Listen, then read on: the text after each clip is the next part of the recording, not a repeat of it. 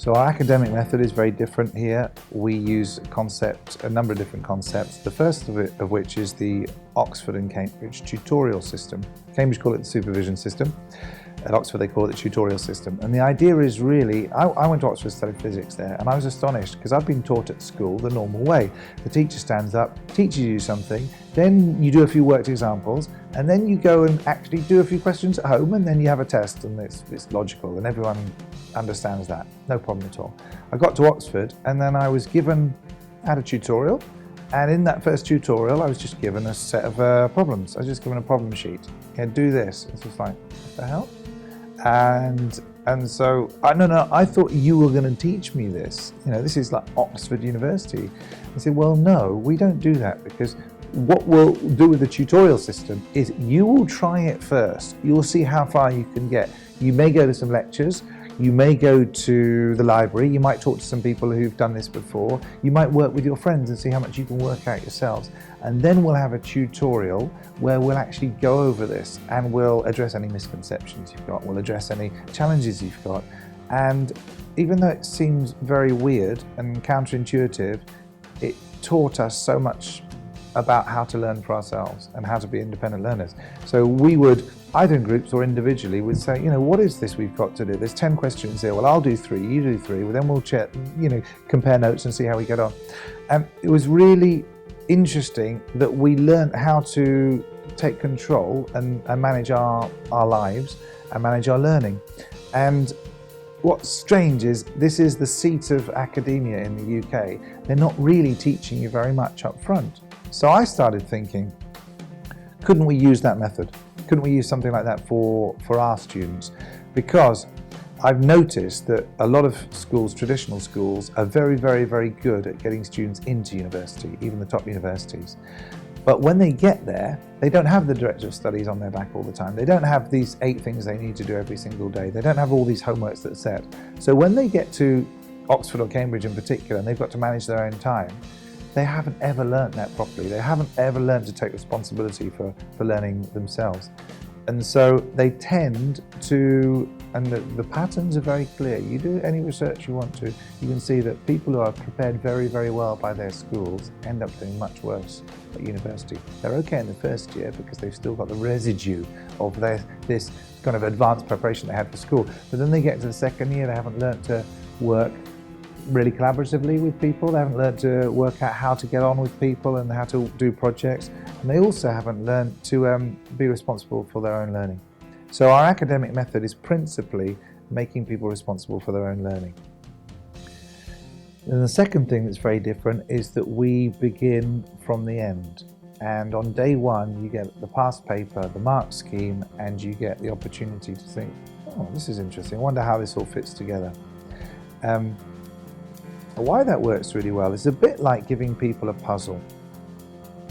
I could give you one piece of the puzzle every week, and by the end of the year you'd kind of work out how they'd all fit together and you could go and do an exam and you'd know the topic.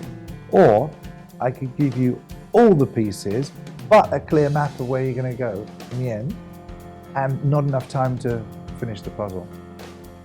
But then the next month I'm going to give you all the pieces again for a similar puzzle and the map, and you still don't have enough time.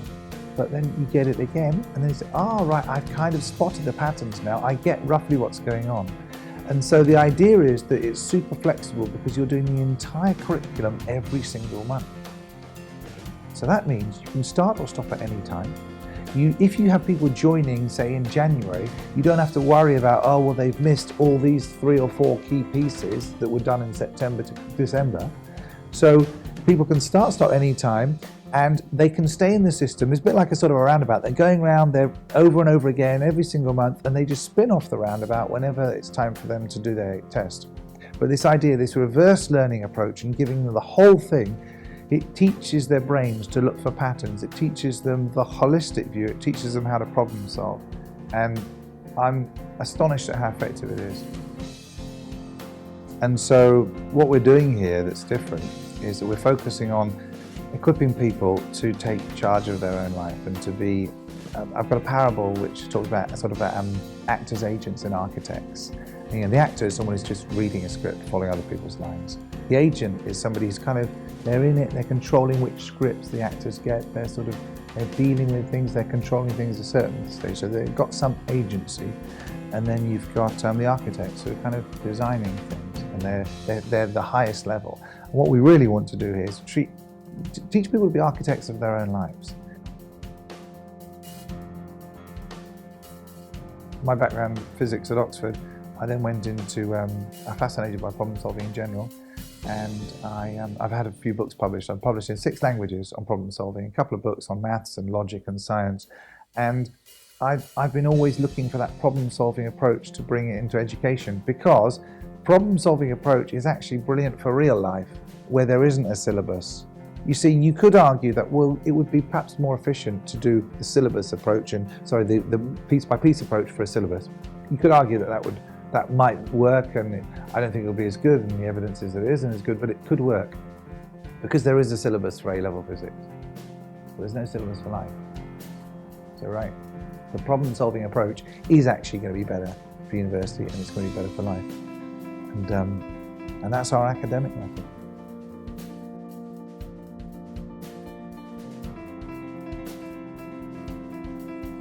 One of our students says this perfectly. She wants to be a doctor, but she said, even if you're going to be a doctor, you're going to be required to have the skills that an entrepreneur would have.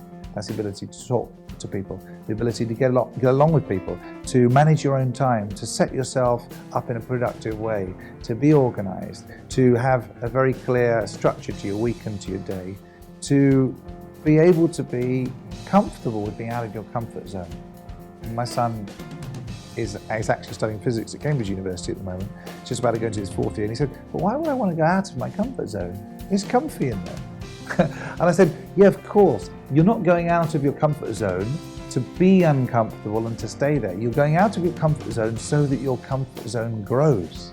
Because every time you push yourself out, your comfort zone increases. So you then can be comfy for most of the time. And the entrepreneurship side of things is about looking for that thing that you're really uncomfortable about doing, and actually that's the thing you should be doing. I really don't like making phone calls. Oh, that's what you should be doing. You don't like it because it's all through rejection. So, if you want to get good and dealing with your demons, internal scripts which are saying, oh, you're not good enough to make people won't listen to you, to make phone calls, or etc. Well, you need to get on and make some phone calls. So we went to the Houses of Parliament recently, and I wanted the students to actually be saying something in the House of Parliament. There's a debate on sugar. And in order to get them into the mindset of actually putting your hand up in Parliament and actually being confident enough to say something in front of all these adults and dignitaries and not just politicians but scientists, I knew I had to prepare them for it. So we had, the day before, we said, we're going to get ourselves in the right frame of mind by coming up with 10 challenges none of us want to do, that we will do on the journey. And there'll be things like help people upstairs, go into Starbucks and ask for a free cup of coffee, start singing a song on the tube, or start doing something, going and talking to someone on the train in London. And I had to lead by example, so I had to do a few of those as well. But they all got into the swing of doing things. And they all got into this, oh, okay, it's not actually that bad. When you do things that really, really you don't want to do, you then get a bit, oh, okay, maybe I could do that. So when we got into the House of Parliament, it was incredible because, guess what? They all put their hands up to say something. They all had a chance to talk. And that's what being an entrepreneur is all about. Being an entrepreneur is all about pushing you out of your comfort zone, being responsible for being able to think differently, because even a dead fish can float downstream.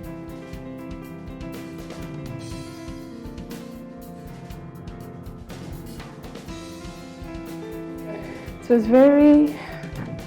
was new. It really opened my mind, and it told me that I had to really start learning more.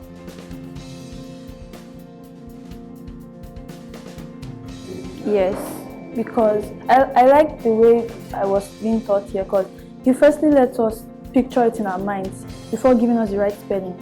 So it made it easier for me to learn, because I already had like a mind map in my head.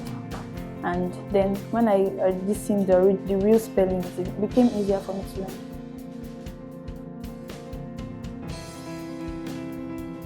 It's very friendly. Very friendly, because it was just here that I actually found out that when I smile at people, they smile back at me, not the other way around. So the atmosphere is very friendly. It's not the kind of place you want to run away from.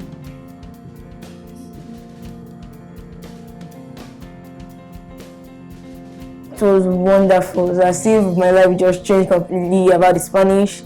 The way they divided the words, the way they said it, it was like I could really hear it and I could really tap into it. That it's gonna be really nice.